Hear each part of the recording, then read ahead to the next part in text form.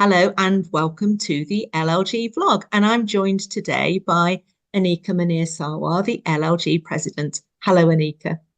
Hello, Deborah. Right, so big news this week was obviously the announcement by Angela Rayner that local authorities would be enabled to undertake decision making and remote and hybrid meetings. So, what were your initial reactions to that announcement, Aneeka?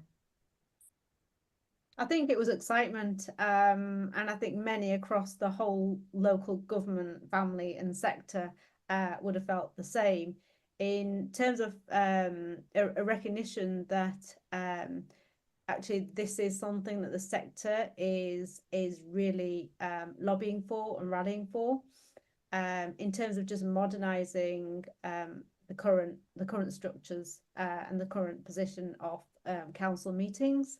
So yeah, it was just excitement initially.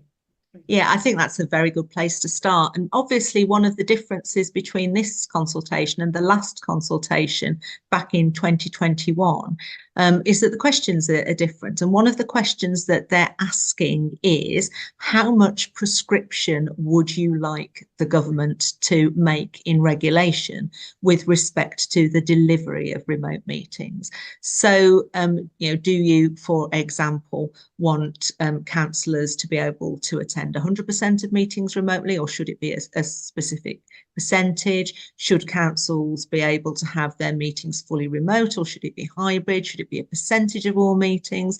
And do you have a view? And I appreciate that it's early days. We haven't consulted our members as yet, but in your perspective, working in local government, do you have a view as to whether that prescription should be in regulation, or actually it would be better for councils to choose what suits them?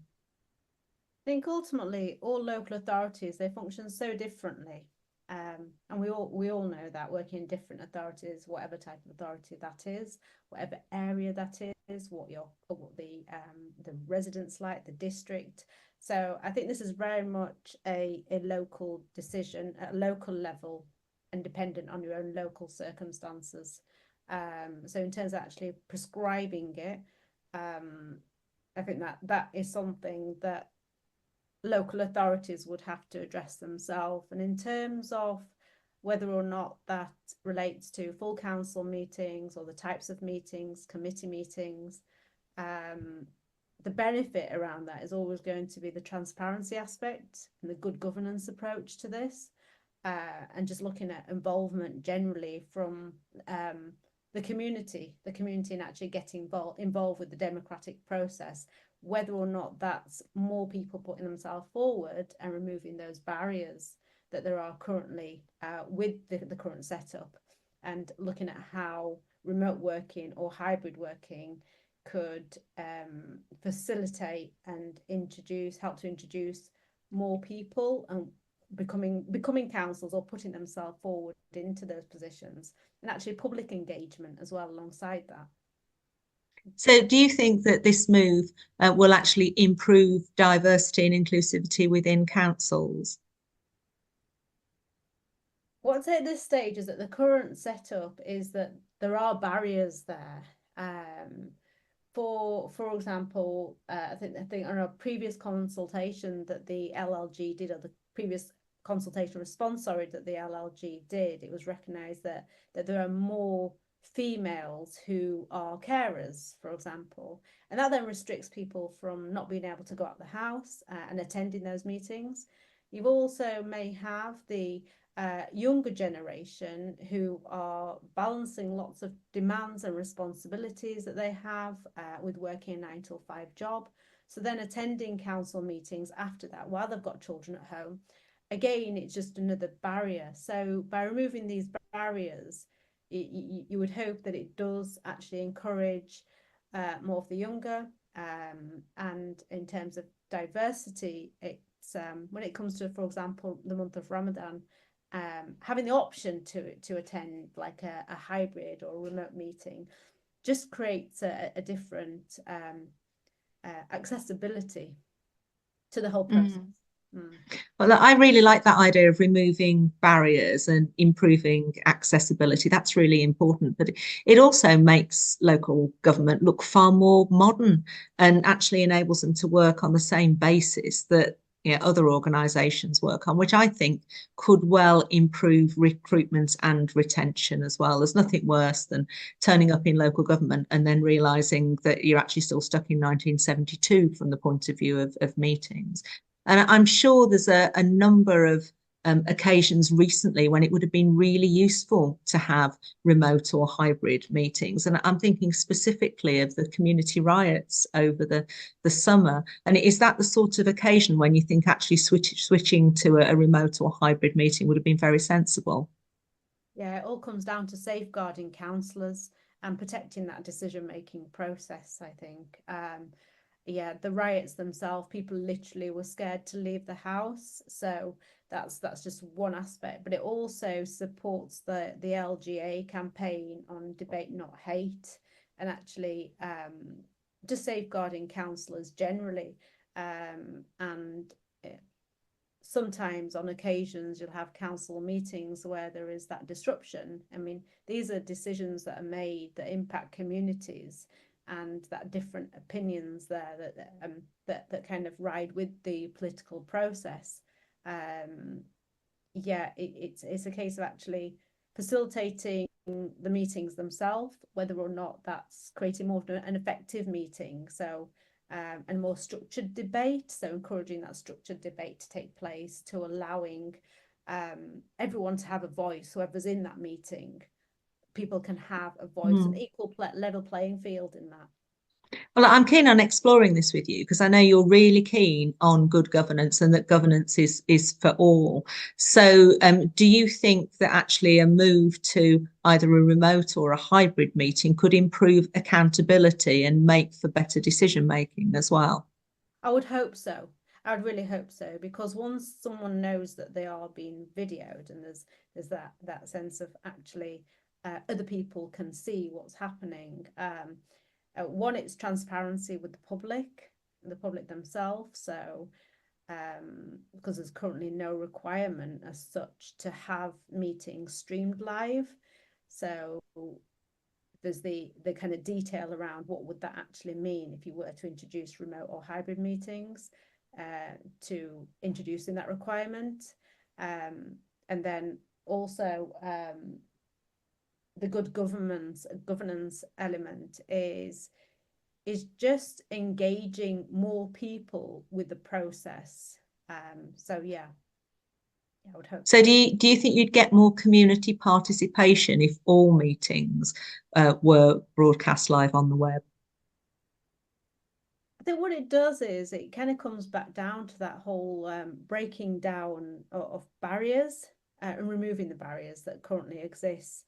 So and making the whole process more accessible. And you mentioned there about modernizing actually how the council runs. I mean, going forward, the idea of, say, for example, council meetings being streamed in an actual library, because there are people out there in the community who don't actually have access to technology the way that some do. So it kind of addresses that inequalities in communities aspect as well. Or you would hope that it does. And sometimes members of the community have to attend meetings, like a planning committee, for example. Do you think it might make it more easy for them to attend and more of a comfortable experience if it's a hybrid meeting, for example? Yeah, for example, yes, well, for example, when it comes to school appeals, or where when it comes to planning committees, and there's been a long-standing, I say conflict inverted commas, but long-standing issues between individuals and maybe individual officers, it can be quite difficult for some parties to remove themselves from the emotive side of actually this decision making, so to speak. So by being behind a screen and having that option, it could actually engage and facilitate the actual process of the decision making and help to remove people feeling that they're in that direct emotional conflict with someone.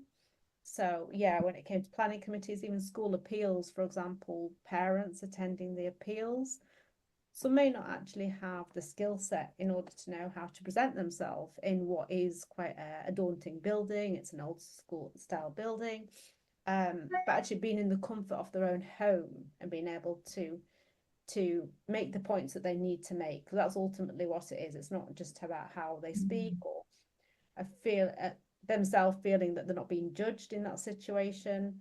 So yeah.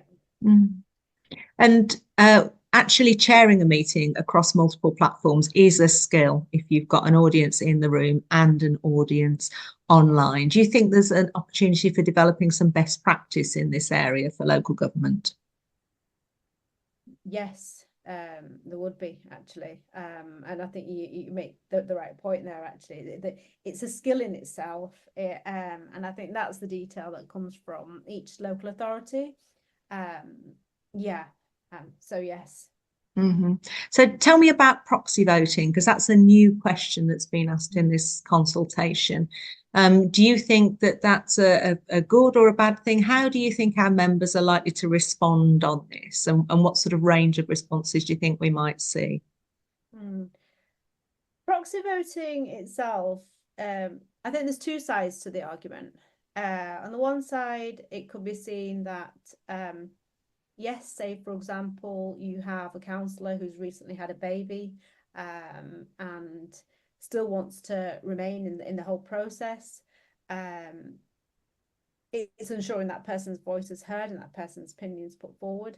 I think there's also a concern around that is ensuring that it's not, inverted commas, abused in any way, and that just other councillors not just turning up and voting on behalf of, say, their friend or just putting their own opinions forward. So it'll be interesting to see actually how that aspect will actually be safeguarded to ensuring that actually the individual's opinions have been put forward, what kind of operational requirements and steps are put in place. But it would definitely help to facilitate an input and then obviously the decision making itself. Yeah, I think that's a really good idea. So from our perspective, it's going to be about finding out what our members think and then pulling together an LLG response. So if you are out there, do let us know what your thoughts are around all of the elements in the consultation, and we'll be getting in touch with you all directly so that you can update us with your thinking. We appreciate we all did the responses before, but 3 years ago, very different time to where we are now. So have a think about all of this in your current context and let us know what you think. But Aneeka, thank you so much for your time today. That's been really, really helpful. So thank you and goodbye. Thank you, Deborah.